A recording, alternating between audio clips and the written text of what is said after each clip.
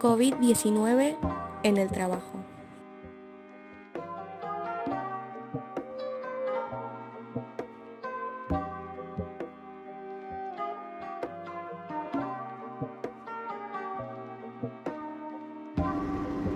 El triage es un proceso que permite una gestión de riesgo clínico para poder establecer adecuadamente y con seguridad el flujo de pacientes cuando la demanda y necesidades clínicas superan a los recursos. Esta es la llave de entrada de una asistencia eficaz y eficiente y por consecuencia debe ser rápida y fácil de aplicar. Su finalidad es de identificar y priorizar a los pacientes más graves o detectar al tratarse de enfermedades transmisibles, como extremar las medidas de precaución. En este caso hay que identificar, aislar e informar.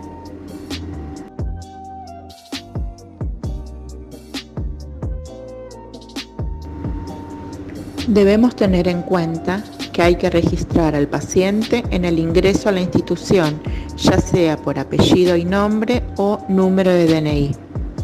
Hay que optimizar el tiempo de la atención, que ésta sea ágil. Categorizar la gravedad por emergencia, urgencia o no urgencia. Determinar cuál es el área adecuada para su atención, ya sea por consultorio o guardia. Disminuir la congestión en las áreas, especialmente en urgencias. Iniciar la relación entre servicio-paciente y transmitir información fluida a los familiares y paciente del tratamiento que éste va a necesitar.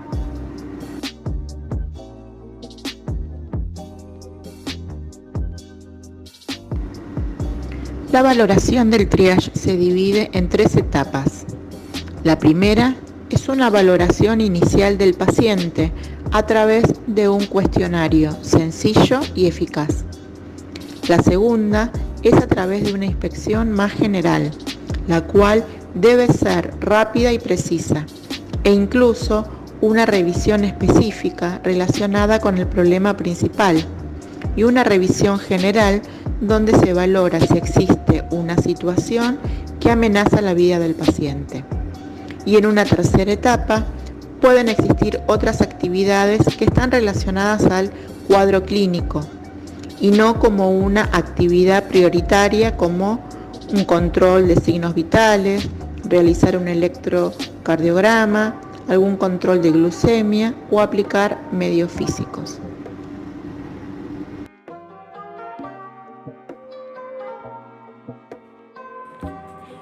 Una vez realizadas las etapas del triage, el profesional de enfermería establece las prioridades asistenciales acorde con el nivel de gravedad. Está el nivel 1 o de emergencia, el nivel 2 o urgente y el nivel 3 o no urgente. La valoración inicial del triage incluye un cuestionario de 4 preguntas básicas. La primera es ¿qué le pasa?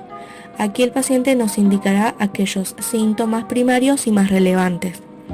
La segunda pregunta es ¿desde cuándo? Serán aquellas características de los síntomas o signos. La tercera pregunta es ¿le ha ocurrido esto antes? Esto indica si el síntoma está o estuvo asociado a algo que transcurrió anteriormente. La cuarta pregunta es ¿de qué padece? El paciente indicará antecedentes o enfermedades previas que se relacionan con el cuadro clínico. Es importante aquí incluir al grupo familiar. Clasificación de signos y síntomas. Se diferencian en color rojo, amarillo y verde. El color rojo incluye signos y síntomas que son propios de la enfermedad, tales como apnea, disnea, taquipnea, hipertermia, diarrea, disminución de la saturación, entre otros. El color amarillo, aquellos signos y síntomas de alarma que podrían indicar la presencia de la enfermedad, tales como disnea leve, hipertermia, tos, diarrea, vómitos, ardor de garganta o debilidad. y el color verde son aquellos síntomas que pueden o no estar relacionados a esta enfermedad. No son de menor importancia y son aquellos como hipertermia, tos o ardor de garganta. Hoy el COVID-19 es una amenaza que deben enfrentar los profesionales de la salud. Es por ello que debemos pensar cómo, cuándo y qué ponernos al momento de atender un paciente sospechoso o confirmado de coronavirus. Hoy sabemos que la transmisión puede ser por contacto directo, gotas respiratorias que exhala un paciente enfermo cuando tose, estornuda o habla. Esas gotas son las que vehiculizan el virus y que pueden llegar al personal de salud. Pero también hay una vía indirecta que es a través de las superficies contaminadas. Esas gotas caen a la mesa, al picaporte o a las manos y es así como nos contagiamos por vía indirecta a través del contacto. Existen dos precauciones de aislamiento, las precauciones estándares y las precauciones adicionales. Las precauciones estándares se utilizan para todos los pacientes y deben ser utilizadas siempre. Al curar una herida, cuando se descarta orina, se realiza higiene bucal o hay riesgo de secreciones o fluidos. Por lo tanto, es necesario ser responsable e incorporar y aplicar estas precauciones para prevenir contagios. Repasamos el uso de precauciones estándares. Primero, higiene de manos, el uso de guantes y camisolín cuando entramos en contacto con fluidos, secreciones y excreciones. Uso de antiparras y barbijo quirúrgico. Está la prohibición de reencapuchar agujas por el riesgo cortopunzante, manejo adecuado de elementos cortopunzantes, manejo adecuado de residuos patogénicos, desinfección y esterilización del instrumental y la limpieza y manejo de ropa, vajilla y superficies. En cuanto a las precauciones adicionales relacionadas con gotas, contacto y respiratorias, estas son las premisas fundamentales. Depende del tipo de interacción que se tendrá con el paciente. La Organización Mundial de la Salud manifiesta que cualquier caso sospechoso o confirmado de COVID-19 debe atenderse con precauciones estándares de contacto y gotas. Asimismo, cualquier caso sospechoso o confirmado de COVID-19 generador de aerosoles requerirá precauciones estándares más de contacto más de aerosoles.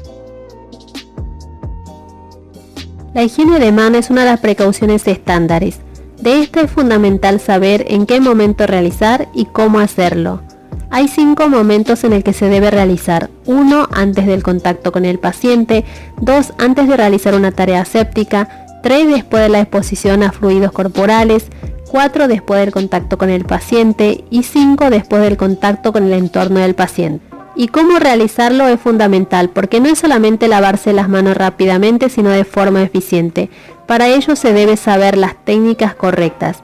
Estas son: mojarse las manos, colocarse suficiente jabón, frotarse las palmas entre sí, entre los dedos, el dorso, los pulgares y las uñas. Enjuagar y secarse con toalla desechable. Si el lavado se realiza con alcohol en gel, utilizar la misma técnica. La utilización de equipo de protección personal es fundamental en esta etapa de pandemia. Es importante saber que cada elemento cumple una función específica, como por ejemplo los guantes protegen las manos, el camisolín protege la piel y la ropa, el barbijo la nariz y boca, las antiparras los ojos y la máscara facial a todo el rostro. Pero fundamentalmente protege a los trabajadores de agentes infecciosos. Los elementos de protección personal que debe utilizar enfermería al asistir un paciente sospechoso o confirmado de COVID son barbijo quirúrgico, camisolín, guante, protección ocular y si va a realizar un procedimiento que genere aerosoles, colocarse barbijo N95. Los equipos de protección personal tienen una secuencia para colocarse y retirarse de forma adecuada en este contexto de pandemia. Es muy importante que el personal de salud se capacite y aprenda la forma correcta de realizarlo para evitar el riesgo de contaminación del virus. La secuencia de colocación es: primero, higiene de manos; segundo, coloco camisolín; tercero, coloco barbijo, ya sea común o N95; cuarto antiparra, quinto guante y colocarlo por sobre el camisolín. La secuencia de retiro es: primero retiro los guantes, segundo el camisolín, tercero lavado de mano, cuarto retiro máscara y antiparra, quinto retiro el barbijo y por último realizo una higiene de manos. Una consideración final: es muy importante optimizar el uso de los equipos de protección personal, utilizarlo de acuerdo al riesgo de exposición al virus. Muchas gracias.